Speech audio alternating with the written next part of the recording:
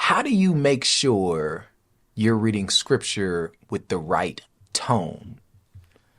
Right? Because we know tone can dramatically change meaning, right? For us as black people, my favorite one is you good, right? Yeah. You good can mean all kinds of things depending on you good? Yeah. You good?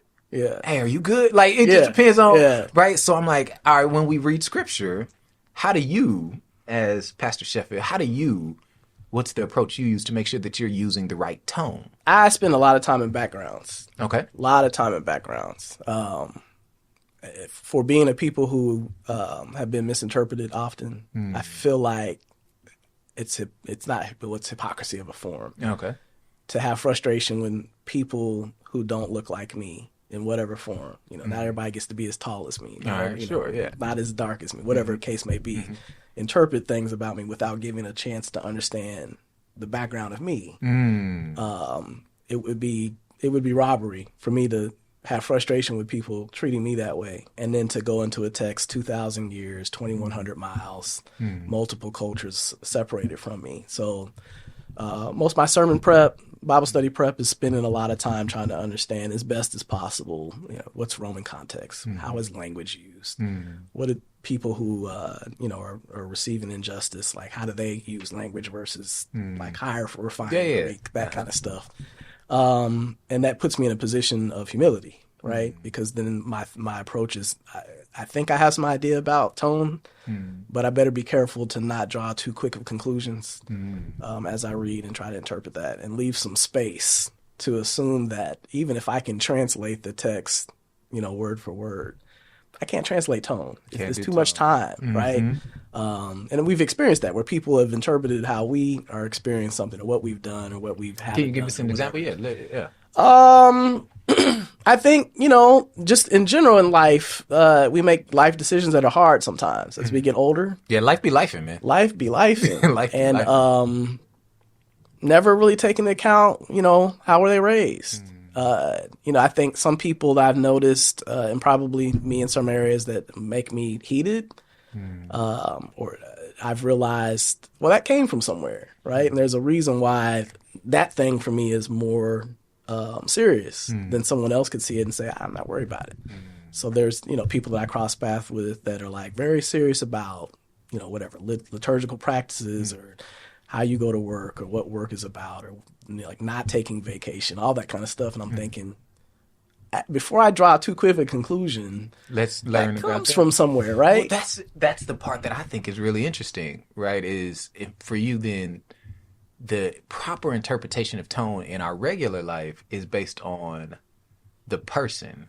Yeah. Right. Yeah. And so I think about that with scripture, right? Yeah. So for me, when I think about scripture, I read all scripture as commentary on Jesus. That's how I read it, right? Okay. Because I'm like, if Jesus was the center point, right? And Colossians 1, right? He was the fullness of God, right? Okay. So in my mind, there shouldn't be anything that we learn about God that we can't see in Jesus, the way he did or the way he acted, right? Okay. The way he talked or acted, right? And so for me, grounding the tone of scripture in the character of Jesus is kind of how I read all of scripture, right? So if I start reading and somebody is like, I don't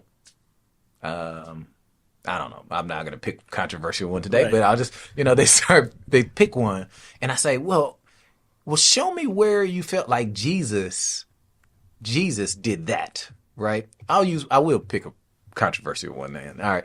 Jealousy. I've been thinking about that one a lot, right? So God tells us in Exodus, God, I am a jealous God, right? He tells us that. But we know that Jesus was the fullness of God, right? So there was nothing in God that Jesus didn't have, right? So then I say, all right, the jealousy you all see for the God of the Old Testament, show me where you see it manifested in that same way in Jesus. Otherwise, I think you're reading the tone wrong somewhere. Okay. That's how I think through that.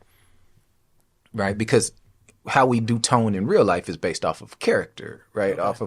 Off a person. Yeah. And so I think about that when we read scripture. When we read scripture, for me, all scripture is either pointing to Jesus or pointing back to Jesus, right? So then everything that you should learn, either way, you should see centered in Jesus, right? So that's how I'm like, oh, is that the tone that Jesus would use for that thing? Yeah. Otherwise, we're misreading that thing. Yeah, but I think also to take into account, and that's the beauty of Scripture, you have two authors. Mm-hmm. So you've got the divine author, and then you've got the writer, the human author, is not just dictating. Mm-hmm. You know? Right. There's a few cases of dictation. But you're right. Yeah, and I think that's really cool. So you have this beautiful marrying of image bearer, fallen tone, and God's tone somehow married together, and there's this harmony that happens in that. And I think that question needs to be taken into account because the tone of the writer may be coming through, which God is allowing. What about the purpose of the writer? What do you think about that part? I think it's important. Okay. Yeah, because I think contextually that helps us to understand, you know, when you look at Luke Acts, Volume 1, Volume 2, Volume 7, get at your local exactly, you know, he's writing in a different way, right? He's conveying in a different way. And John, you know, he's older John as far as we, you know, interpret for the most part, is had like 30, 40 years to kind of sit back and think about, man. I would think of, and so his story is this big U, right? Jesus coming from the Father, and I'm going to die, and then headed back to the Father. And so his whole tone, same gospel message, but it's an older disciple who's kind of sat in that, kind of reflected. And I think it comes out in that. The reason I'm asking, we just had a reflection session with a guy, a friend of mine, Roy Manning, and one of the things we talked about there was we were talking about Genesis 1, and I was asking him, I was like, hey man, do you think that Moses had a purpose in writing Genesis 1, right? Because he was kind of just saying, oh, this is just what God gave him. And I was like, well, yeah, I think that's true. This is what God gave him.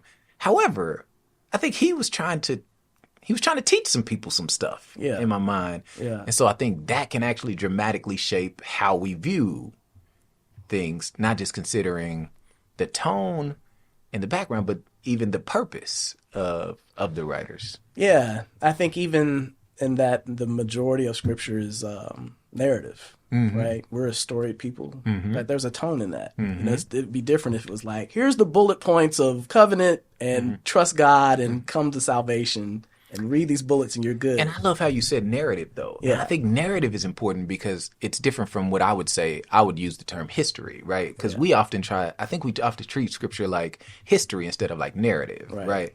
Yeah. But narrative has these parts where it just weaves through imagery and poetry, and so, you know, if you were doing a narrative of Martin Luther King, you would say, at the apex of time, he reached up into the height, right. But if you were just doing a history, you'd be like, oh, he gave the I Have a Dream speech, right? And it's like, hey, it's important to understand Scripture is narrative. It's not, right? Which means that at certain points, there are things that maybe historical context didn't matter as much for the point that needed to be made, if that makes sense, right? Not historical context, but time. Nate. See, you need to change this to like 6.5. I like the 5. It forces us to do this, man.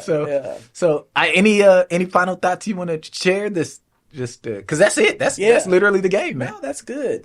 You have me thinking about. I mean, tone in terms of genre. You know. Yeah. Why is certain things written in certain ways that it's conveying a tone that's really good. Well, thanks for coming, man. This is great. Yeah, that was it, man. Yeah, we'll have to get you on for a reflection and some other stuff, but I was glad to do this with you. Yeah, this is cool. Yeah.